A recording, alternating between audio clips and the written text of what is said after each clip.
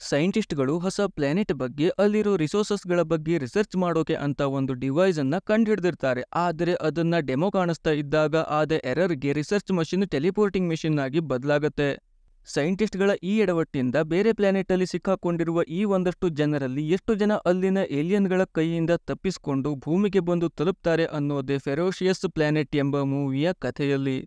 ಅಮೆರಿಕದ science research branch ಅಲ್ಲಿ Sam ಸಿನ್ ಕೆಲಸ ಮಾಡ್ತಿದ್ದ. ಸ್ಯಾಮ್ ಎಕ್ಸ್ ಮರೀನ್ ಕಮಾಂಡೋ ಆಗಿದ್ದಕ್ಕೆ ಈಗ ಅವನಿದು ನ್ಯಾಷನಲ್ ಸೆಕ್ಯೂರಿಟಿ ಪ್ರೊವೈಡ್ ಮಾಡೋದಾಗಿತ್ತು. ಈಗ ಅಲ್ಲಿ ಸೈಂಟಿಸ್ಟ್ಗಳ ರಿಸರ್ಚ್ ಎಲ್ಲಿಯವರೆಗೆ ಬಂದಿದೆ ಅಂತ ನೋಡೋಕೆ ಪ್ರೆಸಿಡೆಂಟ್ ಬಂದಿದ್ದ. ಅವನ ಪರ್ಸನಲ್ ಸೈನ್ಸ್ ಅಡ್ವೈಸರ್ ಡಾಕ್ಟರ್ ಕ್ಯಾರೆನ್ ಹಾಗೂ ಪರ್ಸನಲ್ ಅಸಿಸ್ಟೆಂಟ್ ಜೋಶ್ ಬುರ್ಕ್. ಈ ಪ್ರೆಸಿಡೆಂಟ್ಗೆ ಸ್ಯಾಮ್ನ ಕಂಡ್ರೆ ಆಗ್ತಿರ್ಲಿಲ್ಲ, ಯಾವುದೋ ಹಳೆಯ ದ್ವೇಷ ಇತ್ತು. ಹಂಗಾಗಿ ಕಂಡಲ್ಲಿ ಉರ್ಕೊಳ್ತಿದ್ದ. ಪದೇ ಪದೇ ಸ್ಯಾಮ್ನನ್ನ ದೇಶದ್ರೋಹಿ ಅಂತ ಹೇಳ್ತಿದ್ದ. ಇನ್ನು ಒಳಗೆ ಡಾಕ್ಟರ್ ಒಹಾರಾ ಡಿವೈಸ್ನ ಸೆಟಪ್ ಮಾಡಿಕೊಳ್ತಾ ಇದ್ಲು. ಪ್ರೆಸಿಡೆಂಟ್ ಮುಂದೆ ಅದನ್ನ ಪ್ರೆಸೆಂಟ್ ಮಾಡಬೇಕಿತ್ತು. ಅವಳ ಅಸಿಸ್ಟೆಂಟ್ ಬ್ರಿಯಾನ್ ಆ ಸಿಚುವೇಶನ್ಗೆ ಹೆದರಿ ಪ್ಯಾನಿಕ್ ಆಗಿದ್ದ. ಕೈಕಾಲೆಲ್ಲ ನಡುಗ್ತಾ ಇತ್ತು. ಈ ಒಹಾರಾ ಫ್ರೀ ಟೈಮಲ್ಲಿ ಲೆಫ್ಟಿನೆಂಟ್ ರಿವರ್ಸ್ ನನ್ನ ಡೇಟ್ ಮಾಡ್ತಾ ಇರ್ತಾಳೆ. ರಿವರ್ಸ್ ಸ್ಯಾಮ್ನ ಜೂನಿಯರ್ ಆಫೀಸರ್ ಆದ್ರೆ ಅವನಿಗಿಂತ ಜೂನಿಯರ್ ಮರ್ಫಿ ಆಗಿದ್ದ.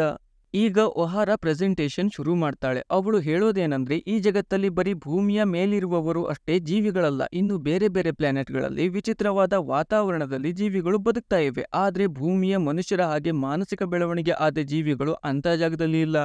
ಹಾಗಾಗಿ ನಾವು ಅಲ್ಲಿಂದ ಫ್ಯೂಚರ್ಗೆ ಬೇಕಾದ ಇನ್ಫಾರ್ಮೇಶನ್ಗಳನ್ನ ಬಳಸಿಕೊಳ್ಬಹುದು ಅಂತ ಹೇಳ್ತಾ ಬೇರೆ ಬೇರೆ ಪ್ಲಾನೆಟ್ಗಳ ಗ್ರಾಫ್ ಕಾಣಿಸ್ತಾಳೆ. ಆಗ ಅದೇ ಫೂಟೇಜ್ ಅಲ್ಲಿ ಯಾವುದೋ ವಿಚಿತ್ರ ಜೀವಿ ಕೆಟ್ಟದಾಗಿ ಕೂಗ್ತಾ ಓಡತ್ತೆ. ಅದನ್ನ ನೋಡ್ತಾ ಇದ್ದವರೆಲ್ಲ ಒಂದು ಕ್ಷಣಕ್ಕೆ ಭಯ ಬೀಳ್ತಾರೆ. ಅಷ್ಟೊತ್ತಿಗೆ ಡಿವೈಸ್ನ ಪವರ್ ಔಟ್ಪುಟ್ ತುಂಬಾನೇ ಹೆಚ್ಚಾಗತ್ತೆ. ಬ್ರಿಯಾನ್ ಅದನ್ನ ಕಡಿಮೆ ಮಾಡೋಕೆ ತುಂಬಾನೇ ಪ್ರಯತ್ನ ಮಾಡ್ತಿದ್ದ. ಆದ್ರೂ ಆ ಡಿವೈಸ್ನ ಸ್ಥಿತಿ ಇನ್ನೂ ಕೆಟ್ಟದಾಗ್ತಾ ಇತ್ತು. ಇನ್ನೇನು ಒಹಾರಾ ಎಲ್ರಿಗೂ ಅಲ್ಲಿಂದ ಹೋಗೋಕೆ ಹೇಳ್ತಾ ಇರ್ತಾಳೆ. ಅಷ್ಟರಲ್ಲಿ ಆದ ಬ್ಲಾಸ್ಟ್ಗೆ ಅಲ್ಲಿದ್ದವರೆಲ್ಲ ಅನ್ಕಾನ್ಶಿಯಸ್ ಆಗಿ ಬಿದ್ದು ಬಿಡ್ತಾರೆ. ಎಲೆಕ್ಟ್ರಿಸಿಟಿ ಎಲ್ಲ ಕಟ್ ಆಗಿತ್ತು. ಸುಮಾರು ಹೊತ್ತಿನ ನಂತರ ಸ್ಯಾಮ್ ಒಬ್ಬನಿಗೆ ಎಚ್ಚರ ಆಗತ್ತೆ. ಕಣ್ಣು ಬಿಟ್ಟು ನೋಡಿದ್ರೆ ಯಾವುದೋ ಒಂದು ಜೀವಿ ಅಲ್ಲಿದ್ದವರ ಮಾಂಸವನ್ನ ತಿಂತಾ ಇತ್ತು. ಇವನನ್ನ ಕಂಡು ಅದು ಹೆದರಿ ಅರ್ಧಕ್ಕೆ ಬಿಟ್ಟು ಓಡಿ ಹೋಗತ್ತೆ. ಸ್ಯಾಮ್ ಗನ್ ಹಿಡಿದು ಫೈರಿಂಗ್ ಮಾಡ್ತಾ ಅದನ್ನೇ ಅಟ್ಟಿಸಿಕೊಂಡು ಹೋಗ್ತಾನೆ. ಗನ್ ಶಾಟ್ ಸೌಂಡ್ಗೆ ರಿವರ್ಸ್ಗೆ ಎಚ್ಚರ ಆಗಿತ್ತು. ಅವನು ಸ್ಯಾಮ್ನನ್ನು ವಾಕಿ ಟಾಕಿಯಿಂದ ಕಾಂಟ್ಯಾಕ್ಟ್ ಮಾಡಿ ತಾನು ಸೇಫ್ ಆಗಿದ್ದೀನಿ ಅಂತ ತಿಳಿಸ್ತಾನೆ. ಅದಕ್ಕೆ ಸ್ಯಾಮ್ ಅವನ ಹತ್ತಿರ ಅಲರ್ಟ್ ಆಗಿರೋಕೆ ಹೇಳಿ ತಾನು ಬಂದಿದ್ದ ಜೀವಿಯನ್ನು ಹುಡುಕ್ತಾ ಹೋಗ್ತಾನೆ. ಅಲ್ಲಿ ಆಗಾಗ ಅದರ ಕೂಗಾಟ ಕೇಳ್ತಿತ್ತು. ಆದ್ರೆ ಅದು ಮಾತ್ರ ಕಣ್ಣು ಮುಚ್ಚಿ ತೆರೆಯುವುದರ ಒಳಗೆ ಮಾಯ ಆಗ್ತಿತ್ತು. ಕೊನೆಗೆ ಸರಿಯಾಗಿ ಮುಖ ಕಾಣಿಸಿದಾಗ ಅದಕ್ಕೆ ಶೂಟ್ ಮಾಡಿ ಕೊಂದು ಹಾಕ್ತಾನೆ. ನಂತರ ರೂಮ್ಗೆ ಬಂದಾಗ ಒಂದಷ್ಟು ಜನ ಪ್ರಜ್ಞೆ ಬಂದು ಸುಧಾರಿಸಿಕೊಳ್ತಾ ಇದ್ರು. ಬಂದಿದ್ದವರಲ್ಲಿ ಅರ್ಧದಷ್ಟು ಜನ ಆಗ್ಲೇ ಸತ್ತು ಹೋಗಿದ್ರು.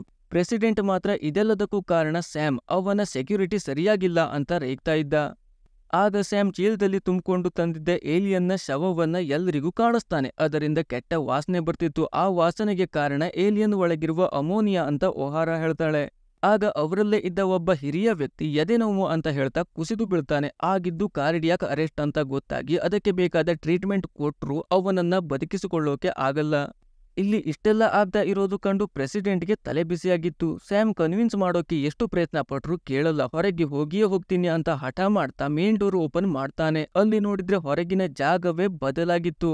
ಎಲ್ರೂ ಆಶ್ಚರ್ಯದಿಂದ ಏನಾಯ್ತು ಹೇಗಾಯ್ತು ಅಂತ ನೋಡ್ತಿದ್ರೆ ದೊಡ್ಡ ಏಲಿಯನ್ ಬಂದು ಪ್ರೆಸಿಡೆಂಟ್ನ ಮೇಲೆ ಅಟ್ಯಾಕ್ ಮಾಡಿ ಕೊಂದು ಹಾಕತ್ತೆ. ಅವನಿಗೆ ಹಾಗೆ ಮಾಡಿದ್ದು ಯಾವ ರೀತಿಯ ಜೀವಿ ಅಂತ ಒಬ್ಬರಿಗೂ ಗೊತ್ತಾಗಲ್ಲ. ಅದೇ ಅವರಿದ್ದ ರೂಮ್ ನೋಡಿದ್ರೆ ಅದು ಇದ್ದ ಜಾಗದಲ್ಲಿ ಇರ್ಲಿಲ್ಲ. ಬಿಲ್ಡಿಂಗ್ ನಲ್ಲಿ ಅವರಿದ್ದ ಒಂದು ಭಾಗ ಟೆಲಿಪೋರ್ಟ್ ಆಗಿ ಅಪರಿಚಿತ ಜಾಗಕ್ಕೆ ಬಂದು ಬಿದ್ದಿತ್ತು. ಆಗಲೇ ಮತ್ತೆ ಪ್ರತ್ಯಕ್ಷ ಆದ ಏಲಿಯನ್ ಇವರ ಮೇಲೆ ಅಟ್ಯಾಕ್ ಮಾಡೋಕೆ ಅಂತ ಬರುತ್ತೆ. ಇವರು ಫೈರಿಂಗ್ ಮಾಡಿದ್ರು ಅದಕ್ಕೆ ಏನೂ ಎಫೆಕ್ಟ್ ಆಗ್ತಿರ್ಲಿಲ್ಲ. ಅದರಿಂದ ತಪ್ಪಿಸಿಕೊಳ್ಳೋಕೆ ಅಂತ ಡೋರ್ ಲಾಕ್ ಮಾಡಿದ್ರೆ ಅದು ಮಾತ್ರ ಇವರ ಮೇಲೆ ಅಟ್ಯಾಕ್ ಮಾಡೋದನ್ನ ನಿಲ್ಲಿಸಲ್ಲ. ಡೋರ್ ಒಡೆದು ಒಳಗೆ ಬರೋಕೆ ಪ್ರಯತ್ನ ಮಾಡುತ್ತೆ. ಕೊನೆಗೆ ಇವರು ಯಾರೂ ಕಾಣದಿದ್ದಾಗ ಒಳಗಿಂದ ಸದ್ದು ಕೇಳದೆ ಹೋದಾಗ ಆ ಏಲಿಯನ್ ಅಲ್ಲಿಂದ ಹೋಗುತ್ತೆ. ಇನ್ನು ಒಳಗಿದ್ದವರು ಏಲಿಯನ್ನ ಅಟ್ಯಾಕ್ ನೋಡಿ ಭಯ ಬಿದ್ದೋಗಿದ್ರು. ಹೊರಗೆ ಏನಾಗ್ತಾ ಇದೆ ಅಂತ ಸ್ಯಾಮ್ ನನ್ನ ಕೇಳ್ತಾರೆ. ಅದಕ್ಕೆ ಸ್ಯಾಮ್ ಗೋಡೆಗೆ ಗುಂಡು ಹೊಡೆದು 3-4 ಹೋಲ್ ಮಾಡಿ ನೋಡೋದಕ್ಕೆ ಹೇಳ್ತಾನೆ. ಹೊರಗೆ ನೋಡಿದ ಒಹಾರಾ ಇದೆಲ್ಲ ಹೇಗಾಯ್ತು ಅಂತಾನೆ ಗೊತ್ತಾಗ್ತಿಲ್ಲ, ನಾವಿದ್ದದ್ದು ಬಿಲ್ಡಿಂಗ್ ನಲ್ಲಾಗಿತ್ತು. ಈಗ ನೋಡಿದ್ರೆ ಬಿಲ್ಡಿಂಗ್ ನ ಒಂದು ಭಾಗದ ಜೊತೆಗೆ ಇಲ್ಲಿ ಹೇಗೆ ಬಂದು ತಲುಪಿದೀವಿ, ಇದು ಪ್ಯಾರಲಲ್ ಜಗತ್ತು ಆಗಿರ್ಬೇಕು ಅಂತ ಹೇಳ್ತಾಳೆ. ಈ ಮಾತು ಕೇಳಿ ಡಾಕ್ಟರ್ ಕ್ಯಾರನ್ಗೆ ಒಂದು ಕಡೆ ಖುಷಿ ಆಗ್ಬಿಡತ್ತೆ. ಯಾಕೆಂದ್ರೆ ಭೂಮಿ ಬಿಟ್ಟು ಅದೇ ವಾತಾವರಣ ಇರುವಂತಹ ಏಲಿಯನ್ಗಳು ಇರುವಂತಹ ಮತ್ತೊಂದು ಪ್ಲಾನೆಟ್ಗೆ ಬಂದಿದ್ದೇವೆ. ಈ ರೀತಿ ಹೊಸದನ್ನ ಕಣ್ಣಲ್ಲಿ ಕಾಣ್ತಾ ಇರುವವರಲ್ಲಿ ನಾವೇ ಮೊದಲಿಗರು ಅಂತ ಎಕ್ಸೈಟ್ ಆಗಿರ್ತಾಳೆ. ಜೊತೆಗೆ ಅವಳಿಗೆ ಈ ಜಾಗವನ್ನ ಮತ್ತು ಎಕ್ಸ್ಪ್ಲೋರ್ ಮಾಡಬೇಕಾಗಿತ್ತು. ಅವಳ ತುಡಿತ ಕಂಡ ಸ್ಯಾಮ್ ನಾವಿಲ್ಲಿಂದ ಸೇಫ್ ಆಗಿ ಭೂಮಿಗೆ ಹೋದ್ರೆ ಮಾತ್ರ ಇಂಥವ್ರು ಇಂಥ ಸಾಧನೆ ಮಾಡಿರೋದು ಅಂತ ಜನರಿಗೆ ಗೊತ್ತಾಗತ್ತೆ. ಅದಕ್ಕೆ ಮೊದಲಿಗೆ ನಾವು ಇಲ್ಲಿಂದ ಸೇಫ್ ಆಗಿ ಹೋಗ್ಬೇಕು ಅಂತ ಹೇಳ್ತಾನೆ. ಆದ್ರೆ ಬ್ಲಾಸ್ಟ್ ಆದಾಗ ಡಿವೈಸ್ ಹಾಳಾಗಿತ್ತು. ಅದನ್ನ ರಿಪೇರ್ ಮಾಡೋಕೆ ಸ್ವಲ್ಪ ಸಮಯ ಬೇಕಾಗಿತ್ತು. ಹಾಗಾಗಿ ಆ ಡಿವೈಸ್ ರಿಪೇರ್ ಆಗೋದ್ರ ಒಳಗೆ ಈ ಜಾಗವನ್ನ ಎಕ್ಸ್ಪ್ಲೋರ್ ಮಾಡ್ಕೊಂಡು ಬರೋಣ, ಅದರ ರಿಪೋರ್ಟ್ ಅನ್ನ ಪ್ರೆಸಿಡೆಂಟ್ ಆಫೀಸ್ಗೆ ಸಬ್ಮಿಟ್ ಮಾಡಲೇಬೇಕು ಅಂತ ಕ್ಯಾರೆನ್ ಹೇಳ್ತಾಳೆ. ಅದಕ್ಕೆ ಸ್ಯಾಮ್ ತನ್ನ ಸೋಲ್ಜರ್ಗಳ ಜೊತೆಗೆ ಅವಳನ್ನು ಹೊರಗಡೆ ತಗೊಂಡು ಹೋಗುವ ನಿರ್ಧಾರ ಮಾಡ್ತಾನೆ. ಅಷ್ಟರಲ್ಲಿ ಜೋಶ್ ಹಾಗೂ ಅವನ ಜೊತೆಗಿದ್ದ ಬಟ್ ಹೆಡ್ಗೆ ಸತ್ತು ಬಿದ್ದಿರುವವರನ್ನ ಬೇರೆ ಕಡೆ ಶಿಫ್ಟ್ ಮಾಡಿ ಅಂತ ಹೇಳ್ತಾನೆ. ಹೊರಗಡೆ ಹೆಜ್ಜೆ ಹೆಜ್ಜೆಗೂ ಬುರುಡೆಗಳ ರಾಶಿ ಬಿದ್ದಿತ್ತು. ಕ್ಯಾರೆನ್ ಎಲ್ಲವನ್ನ ಕ್ಯಾಪ್ಚರ್ ಮಾಡ್ತಾನೆ. ಭೂಮಿಗೆ ಹೋಗಿ ಡಾಕ್ಯುಮೆಂಟರಿ ಮಾಡೋಕೆ ಹೆಲ್ಪ್ ಆಗತ್ತೆ ಅಂತ ಕ್ಯಾಮೆರಾ ಆನ್ ಮಾಡಿ ಇಟ್ಟುಕೊಳ್ತಾಳೆ. ಇನ್ನು ಡಿವೈಸ್ ರಿಪೇರ್ ಮಾಡ್ತಿದ್ದವರಿಗೆ ಪ್ರಾಬ್ಲಮ್ ಏನಾಗಿದೆ ಅಂತಾನೆ ಗೊತ್ತಾಗ್ತಾ ಇರ್ಲಿಲ್ಲ. ಬೇರೆ ಬೇರೆ ಫಾರ್ಮುಲಾ ಯೂಸ್ ಮಾಡಿ ನೋಡಿದ್ರು ಡಿವೈಸ್ ಮಾತ್ರ ಇದ್ದ ಹಾಗೇನೆ ಇತ್ತು. ಕೊನೆಯದಾಗಿ ಚೆಕ್ ಮಾಡ್ತಿದ್ದ ಫಾರ್ಮುಲಾಗಳಲ್ಲಿ ಮತ್ತೊಂದು ಫಾರ್ಮುಲಾವನ್ನ ಕ್ರಾಸ್ ಚೆಕ್ ಮಾಡಿದಾಗ ಅವರಿಗೆ ಪ್ರಾಬ್ಲಮ್ ಏನು ಅಂತ ಗೊತ್ತಾಗತ್ತೆ. ಇನ್ನು ಹೆಣ ಎತ್ತಿ ಹಾಕದವರು ಈಗ ಸತ್ತ ಏಲಿಯನ್ನ ಬುಡಕ್ಕೆ ಬಂದು ನಿಂತಿದ್ರು. ಅವರಿಗೆ ದುಡ್ಡು ಮಾಡೋ ಯೋಜನೆ ಬಂದಿತ್ತು. ಅದು ಹೇಗಂದ್ರೆ ಭೂಮಿಯ ಜನ ಇನ್ನು ಏಲಿಯನ್ ಕಾಣದವರು, ಹಾಗಾಗಿ ಸತ್ತದ್ದಾದ್ರೂ ನಡೆಯುತ್ತೆ. ಇದನ್ನೇ ಎಕ್ಸಿಬಿಷನ್ ನಲ್ಲಿಟ್ಟು ಒಬ್ಬೊಬ್ಬರಿಂದ 10 ರೂಪಾಯಿ ಎತ್ತಿದ್ರು ಬರೋ ಕೋಟ್ಯಾಂತರ ಜನರಿಂದ ಕೋಟ್ಯಾಂತರ ರೂಪಾಯಿಗಳನ್ನ ಗಳಿಸಬಹುದು ಅಂತ. ಹಾಗೆ ಮಾತಾಡ್ತಾ ಜೋಶ್ ಏಲಿಯನ್ಗೆ ಪೆನ್ನಿಂದ ಚುಚ್ಚುತ್ತಾನೆ.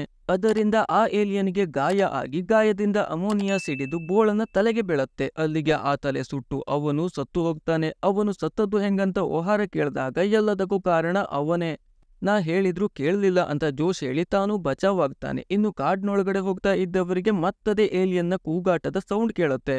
ಎಲ್ರೂ ಅಲರ್ಟ್ ಆಗಿ ಅಲ್ಲಿಂದ ವಾಪಸ್ ಹೋಗುವ ಯೋಚನೆಯಲ್ಲಿ ಇರ್ತಾರೆ. ಅಷ್ಟರಲ್ಲಿ ಅಟ್ಯಾಕ್ ಮಾಡಿದ ಏಲಿಯನ್ ಮರ್ಫಿಯನ್ನ ಚುಚ್ಚಿ ಕೊಂದು ಹಾಕತ್ತೆ. ಅದನ್ನ ನೋಡ್ತಾ ತಡ ಮಾಡದೆ ಸ್ಯಾಮ್ ಹಾಗೂ ರಿವರ್ಸ್ ಕ್ಯಾರೆನ್ನ ತಗೊಂಡು ಓಡ್ತಾರೆ. ಏಲಿಯನ್ ಮಾತ್ರ ಬೆನ್ನು ಬಿಡದೆ ಅಟ್ಟಿಸ್ಕೊಂಡು ಬರ್ತಿತ್ತು. ಆಗ ರಿವರ್ಸ್ ಓಡ್ತಾ ಹೊಂಡದಲ್ಲಿ ಬಿದ್ದೋಗ್ತಾನೆ. ಅವನನ್ನ ಬಚಾವ್ ಮಾಡೋಕೆ ಆಗದೆ ಅಲ್ಲೇ ಬಿಟ್ಟು ಸ್ಯಾಮ್ ಹಾಗೂ ಕ್ಯಾರೆನ್ ರೂಮ್ಗೆ ಬರ್ತಾರೆ. ಆ ಏಲಿಯನ್ ರಿವರ್ಸ್ನ ಬಗ್ಗೆ ಗಮನ ಕೊಡದೆ ಇವರನ್ನೇ ಟಾರ್ಗೆಟ್ ಮಾಡಿತ್ತು. ಸ್ಯಾಮ್ ಏಲಿಯನ್ನ ದಿಕ್ಕು ತಪ್ಪಿಸೋಕೆ ಅಂತ ಸ್ಮೋಕ್ ಬಾಂಬ್ ಹಾಕ್ತಾನೆ. ಆ ಹೊಗೆಗೆ ಏಲಿಯನ್ ಅಲ್ಲಿಂದ ಓಡ್ ಹೋಗುತ್ತೆ. ಆದ್ರೆ ತೊಂದ್ರೆ ಇನ್ನೂ ಮುಗ್ದಿರ್ಲಿಲ್ಲ. ಹೊಂಡಕ್ಕೆ ಬಿದ್ದವನು ಸೇಫ್ ಅಂತ ಅಂದುಕೊಂಡ್ರೆ ಅವನಿಗೆ ಅಲುಗಾಡೋಕ್ಕೂ ಕಷ್ಟದ ಪರಿಸ್ಥಿತಿ ಅಲ್ಲಿ ಎದುರಾಗಿತ್ತು.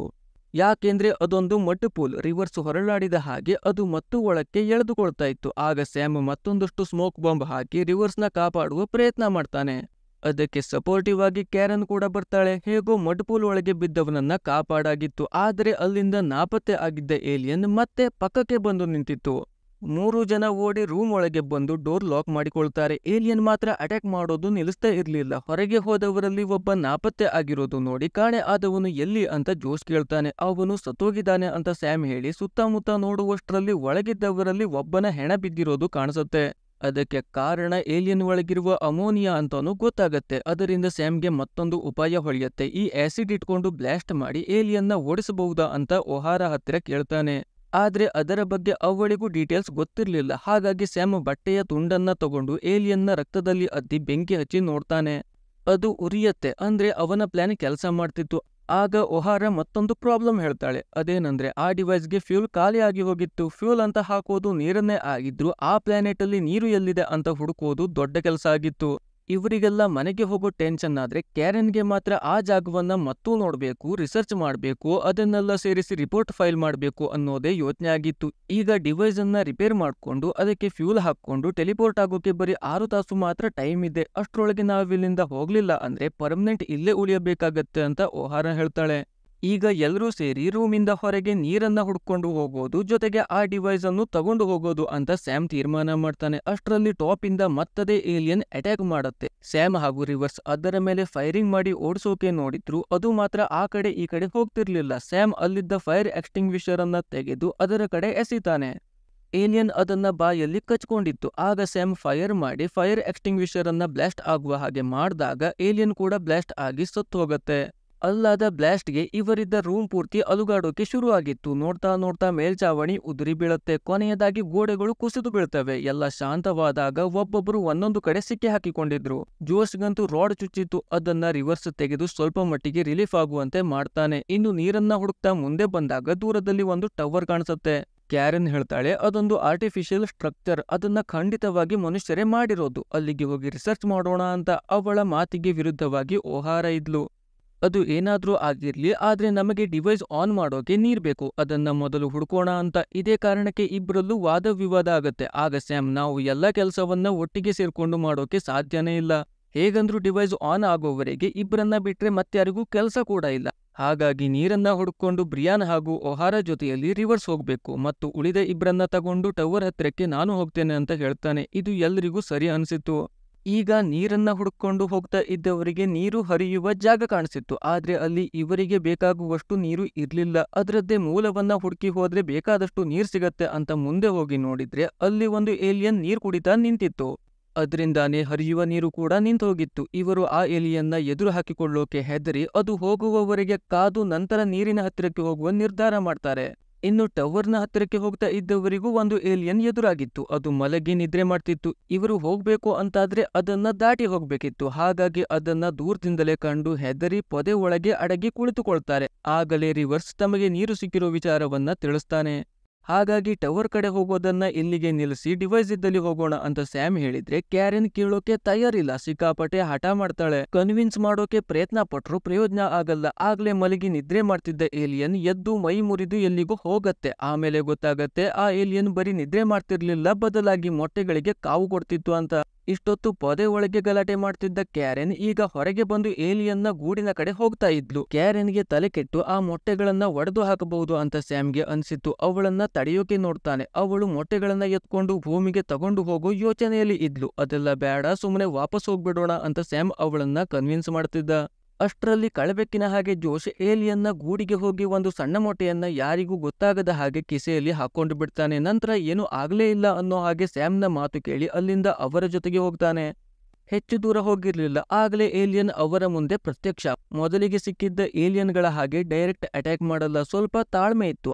ಆದ್ರೆ ಅದು ಸುಖ ಸುಮ್ನೆ ನಮ್ಮಿಂದೆ ಬರೋಕೆ ಸಾಧ್ಯನೇ ಇಲ್ಲ. ಈ ನನ್ ಮಕ್ಕಳು ಅದರ ಮೊಟ್ಟೆನೇ ಎತ್ಕೊಂಡು ಬಂದಿರ್ಬೇಕು ಅಂತ ಸ್ಯಾಮ್ಗೆ ಅನ್ಸುತ್ತೆ. ಅವನ ಅನುಮಾನ ನಿಜ ಆಗಿತ್ತು. ಜೋಶ್ ನಿಧಾನಕ್ಕೆ ಕಿಸೆ ಒಳಗಿಂದ ಮೊಟ್ಟೆಯನ್ನ ಹೊರಗೆ ತೆಗಿತಾನೆ.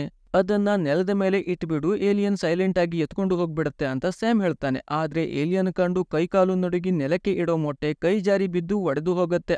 ಆಗ ರೊಚ್ಚಿಗೆದ್ದ ಏಲಿಯನ್ ಒಂದೇ ಏಟಿಗೆ ಅವನನ್ನ ಕತ್ತರಿಸಿ ಹಾಕ್ಬಿಡತ್ತೆ. ಇಷ್ಟಾದರೂ ಕ್ಯಾರೆನ್ ಮಾತ್ರ ಇನ್ನು ಟವರ್ ಹತ್ತಿರಕ್ಕೆ ಹೋಗಿ ರಿಸರ್ಚ್ ಮಾಡೋ ನಿರ್ಧಾರದಿಂದ ಹೊರಗೆ ಬಂದಿರ್ಲಿಲ್ಲ.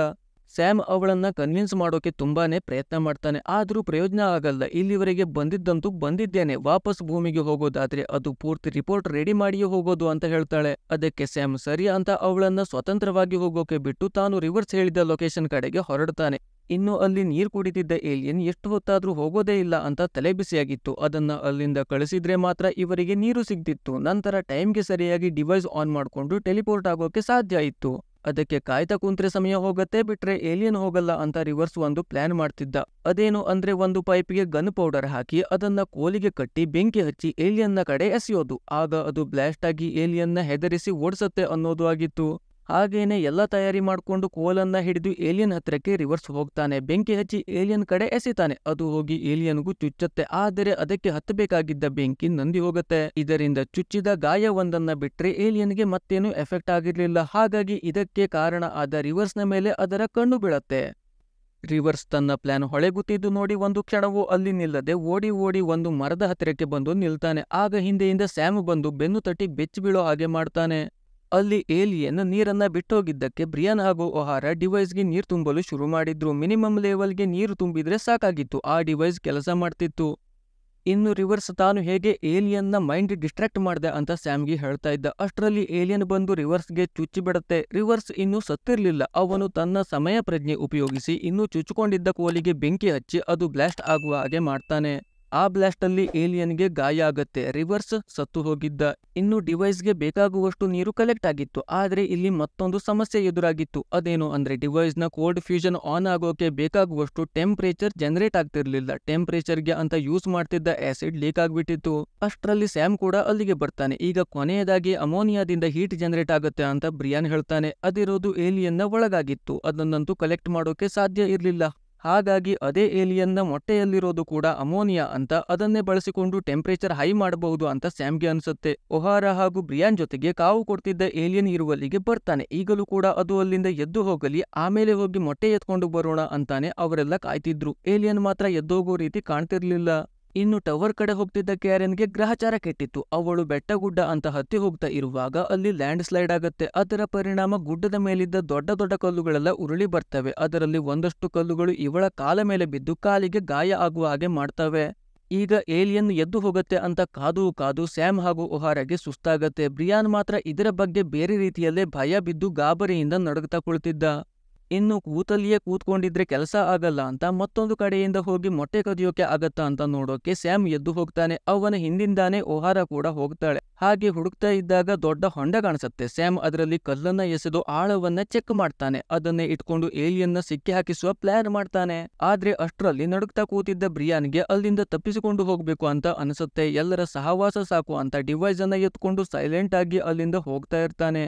ಅವನು ಓಡಿ ಹೋಗ್ತಾ ಇರೋದು ಸ್ಯಾಮ್ ಹಾಗೂ ಒಹಾರಾಗೂ ಕಾಣುತ್ತೆ. ಆದ್ರೆ ಅದಕ್ಕಿಂತ ದೊಡ್ಡದು ಏನಂದ್ರೆ ಅವನು ಓಡ್ತಾ ಇರೋದು ಏಲಿಯನ್ಗೆ ಗೊತ್ತಾಗ್ಬಿಟ್ಟಿತ್ತು. ಹಾಗಾಗಿ ಅದೀಗ ಅವನನ್ನ ಟಾರ್ಗೆಟ್ ಮಾಡುತ್ತೆ. ನೋಡ್ತಾ ನೋಡ್ತಾ ಅವನನ್ನ ಚುಚ್ಚಿ ಕೊಂದು ಹಾಕಿಬಿಡತ್ತೆ.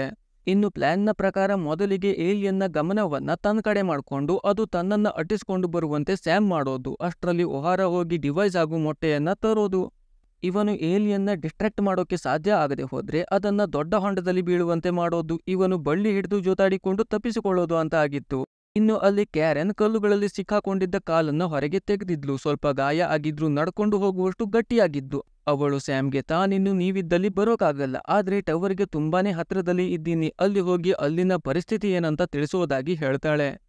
ಇನ್ನು ಪ್ಲಾನ್ನ ಇಂಪ್ಲಿಮೆಂಟ್ ಮಾಡೋಣ ಅಂತ ಸ್ಯಾಮ್ ದೂರದಿಂದ ಏಲಿಯನ್ನ ಗಮನ ಸೆಳೆಯೋಕೆ ನೋಡ್ತಾನೆ. ಅದು ಸ್ಯಾಮ್ನ ಕಂಡಿದ್ದೆ ಅವನ ಬೆನ್ನು ಹಿಡಿದು ಬರುತ್ತೆ. ಇವನು ಈ ಕಡೆ ಓಡ್ತಾ ಹೋಗ್ತಿದ್ದರೆ ಅಲ್ಲಿ ಒಹಾರಾ ಗೂಡಿನ ಕಡೆ ಹೋಗಿದ್ಲು. ಅಲ್ಲಿ ನೋಡಿದ್ರೆ ಮೊದಲಿಗೆ ಕಂಡಿದ್ದೆ ಸತ್ತು ಬಿದ್ದಿದ್ದ ಬ್ರಿಯಾನ್ನ ಶವ ಆಗಿತ್ತು. ಅವನ ಮುಖ ನೋಡಿ ಭಯ ಬಿದ್ದು ನಂತರ ಸುಧಾರಿಸಿಕೊಂಡು ಡಿವೈಸ್ ಹಾಗೂ ಜೊತೆಗೆ ಒಂದೆರಡು ಮೊಟ್ಟೆಯನ್ನ ಎತ್ತಿಕೊಳ್ಳುವ ಪ್ರಯತ್ನ ಮಾಡ್ತಾಳೆ. ಅಲ್ಲಿ ಸ್ಯಾಮ್ ಹೊಂಡದ ಹತ್ತಿರಕ್ಕೆ ಬಂದು ಬಳ್ಳಿ ಹಿಡಿದು ನಿಂತಿದ್ದ. ಅವನು ಅಂದುಕೊಂಡಂತೆ ಏಲಿಯನ್ ಅಟ್ಯಾಕ್ ಮಾಡೋಕೆ ಅಂತ ಅಲ್ಲಿಯವರೆಗೂ ಬಂದಿತ್ತು. ಆದ್ರೆ ಅಲ್ಲಿ ಒಹಾರಾ ಅದರ ಮೊಟ್ಟೆಗಳಿಗೆ ಕೈ ಹಾಕಿದ್ದು ಅದಕ್ಕೆ ಹೇಗೋ ಗೊತ್ತಾಗಿ ಸ್ಯಾಮ್ನ ಟಾರ್ಗೆಟ್ ಮಾಡಿದ್ದ ಏಲಿಯನ್ ಮತ್ತೆ ಮುಖ ತಿರುಗಿಸಿ ಗೂಡಿನ ಕಡೆ ಓಡತ್ತೆ.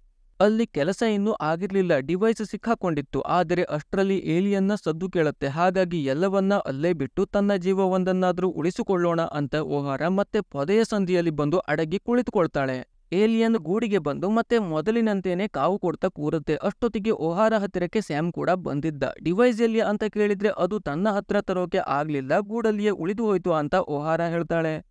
ಇನ್ನು ಕ್ಯಾರೆನ್ ಟವರ್ ಹತ್ತಿರಕ್ಕೆ ಬಂದು ತಲುಪಿದ್ಲು. ಆದ್ರೆ ಆ ಜಾಗ ಕಂಡ ಮೇಲೆ ಅವಳಿಗೆ ಮೊದಲಿದ್ದ ಆಸೆ, ಎಕ್ಸೈಟ್ಮೆಂಟ್ ಎಲ್ಲ ಒಂದೇ ಸಲಕ್ಕೆ ಇಳಿದು ಹೋಗುತ್ತೆ. ಯಾಕೆಂದ್ರೆ ಅದು ಯಾವುದೇ ರೀತಿಯ ಜೀವಿಗಳಿಗೆ ಸಂಪರ್ಕದಲ್ಲಿರೋ ಟವರ್ ಆಗಿರ್ಲಿಲ್ಲ. ಇವರಿದ್ದ ಬಿಲ್ಡಿಂಗ್ ಟೆಲಿಪೋರ್ಟ್ ಆದಾಗ ಬಿಲ್ಡಿಂಗ್ನ ಜೊತೆಗೆ ಇಂತಹ ಒಂದಷ್ಟು ವಸ್ತುಗಳು ಟೆಲಿಪೋರ್ಟ್ ಆಗಿದ್ವು. ಹಾಗಾಗಿ ಕನೆಕ್ಷನ್ ಇಲ್ಲದ ಆ ಟವರ್ ಇಂದ ಇವಳು ಯಾರನ್ನು ಕಾಂಟ್ಯಾಕ್ಟ್ ಮಾಡುವ ಹಾಗಿರ್ಲಿಲ್ಲ. ಎಲ್ಲ ವ್ಯರ್ಥ ಪ್ರಯತ್ನವಾಗಿತ್ತು. ಆದರೆ ಅಲ್ಲಿಗೂ ಅವಳ ಗ್ರಹಚಾರ ಮುಗ್ದಿರ್ಲಿಲ್ಲ. ಸುತ್ತಲೂ ಬರೀ ಏಲಿಯನ್ಗಳ ಕೂಗಾಟದ ಸದ್ದು ಕೇಳಿ ಬರ್ತಿತ್ತು. ಮರುಕ್ಷಣದಲ್ಲೇ ಕಣ್ಣ ಮುಂದೆ ಒಂದು ಏಲಿಯನ್ ಬಂದು ನಿಂತಿತ್ತು. ಇನ್ನು ಗೂಡಿಂದ ಡಿವೈಸ್ ಅನ್ನ ತರಲು ಆಗದೆ ಬಂದಿದ್ದ ಒಹಾರಾ ಏಲಿಯನ್ನ ಮೊಟ್ಟೆಯನ್ನ ತಂದಿದ್ಲು. ಅದನ್ನ ಇಟ್ಕೊಂಡು ಹೊಸ ಪ್ಲಾನ್ ಮಾಡುವ ಅಂತ ಇಬ್ಬರು ಯೋಚನೆ ಮಾಡ್ತಿದ್ರು. ಆದ್ರೆ ಅಷ್ಟರಲ್ಲಿ ಅವರ ಮುಂದೆ ಏಲಿಯನ್ ಪ್ರತ್ಯಕ್ಷ.